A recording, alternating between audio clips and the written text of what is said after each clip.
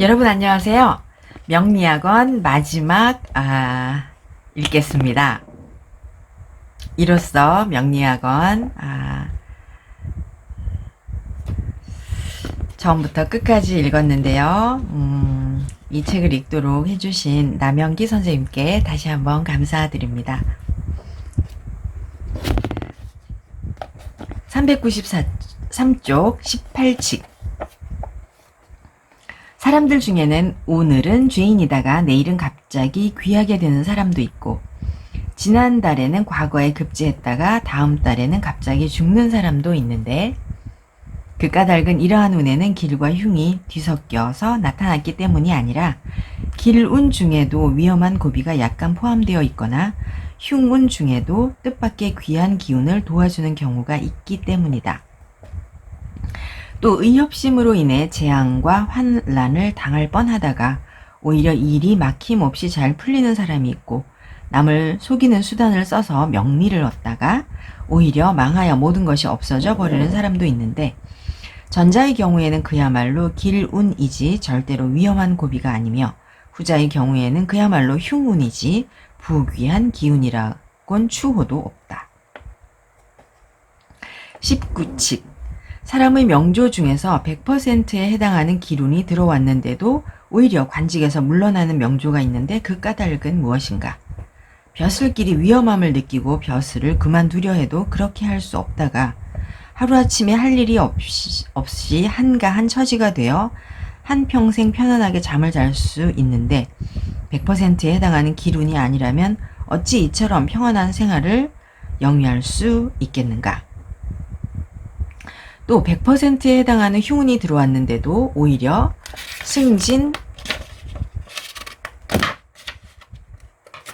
승진하는 명조가 있는데 그 까닭은 무엇 때문인가? 평안하게 여러 직위를 역임하다가 어느 날 갑자기 중요한 자리로 옮겨간 다음에 뜻밖의 변고가 생기고 잠깐 사이에 수명이 줄어드는데 100%에 해당하는 흉운이 아니라면 어찌 이러한 지경에까지 이르겠는가? 20칙. 무릇 사람의 명조를 감정할 때에는 먼저 육친과 성씨와 이전의 이력을 일일이 자세하게 물어봐야만 비로소 앞날을 추산할 수 있다. 대개 이미 지나간 일은 잘 맞다고 해도 이익이 없고 신기하다고 할 수도 없으며, 오직 앞으로 다가올 기흉을 참으로 간파할 수 있다면 그런 능력이 있는 사람은 믿을 수 있다. 그런 사람을 믿어야만 위로는 선을 쌓고 잘못을 고치며 아래로는 길을 추구하고 흉을 피할 수 있다. 그러나 이미 지나간 일을 물어보지 않으면 앞으로 다가올 일을 제대로 예측할 수 없다.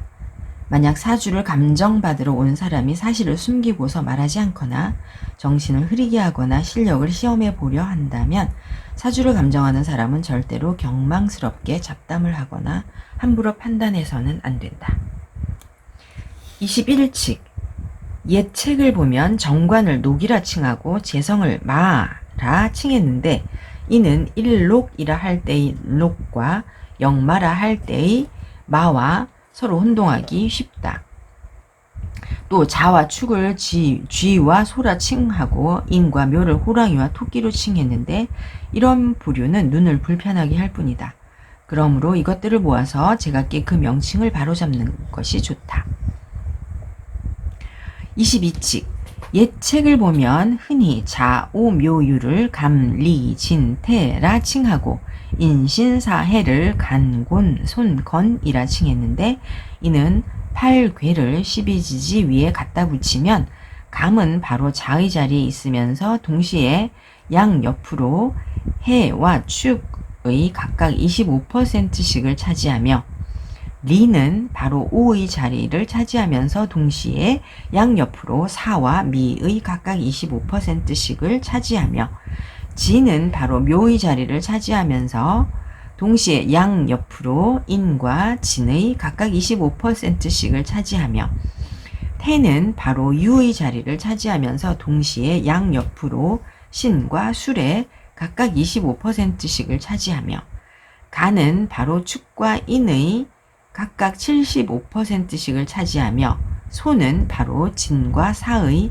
각각 75%씩을 차지하며 건은 바로 술과 해의 각각 75%씩을 차지하는 사실을 모르고 한 말이다. 자오묘유를 감리진태라고 말한 것은 감리진태가 다른 지지보다 자오묘유에서 차지하는 비중이 훨씬 더 크다는 점을 들어서 얘기한 것이지만 인신사해를 간곤손건이라고 말한 것을 보면 어찌 굳이 간곤손건이 차지하는 비중이 작은 지지를 들어서 얘기하고 유독 간곤손건이 차지하는 비중이 큰 지지를 빠뜨리는가. 무릇 지지의 이치는 단지 12지지로 이루어진 1층일 뿐인데 지지에 천간을 더하면 천간은 2층이 되고 또 천간 위에 8개를 더하면 8개는 3층이 된다. 그런데 가묘가들은 64개와 12지지를 24산으로 구분하였는데 학식이 있는 사람들도 모두 그런 것은 아니라고 여기거늘 하물며 명리에서 여러 지지를 찢어서 나누어 함부로 4괴를 제시하는 것은 말할 나위도 없지 않겠는가.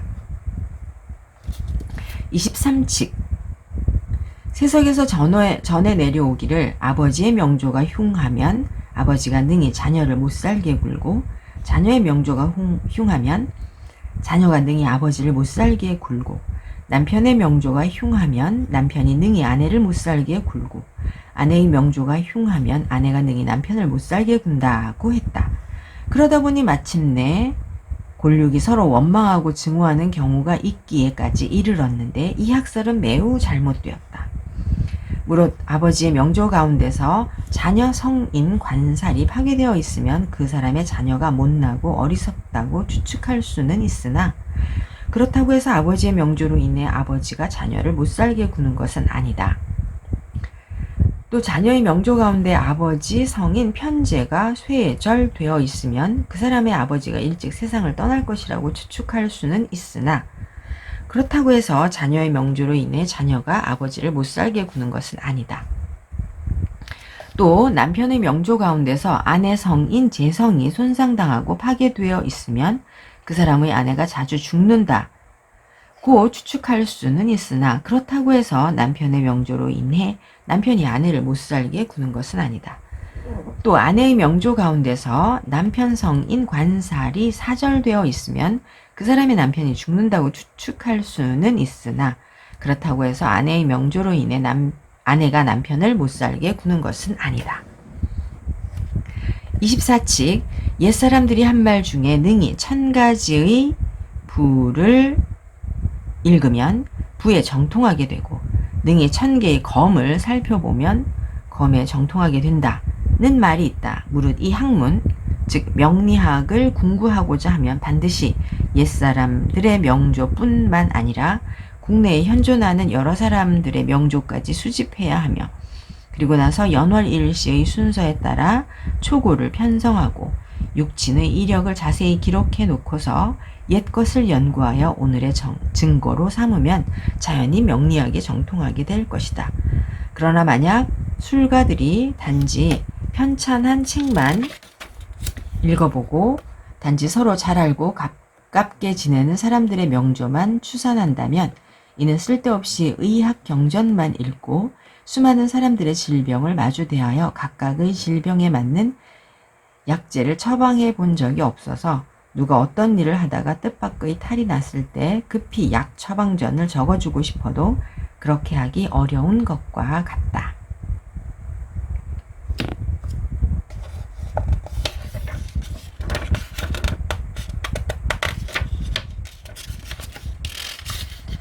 네, 여러분 이렇게 읽고 다음 시간에 부록도 읽어보겠습니다.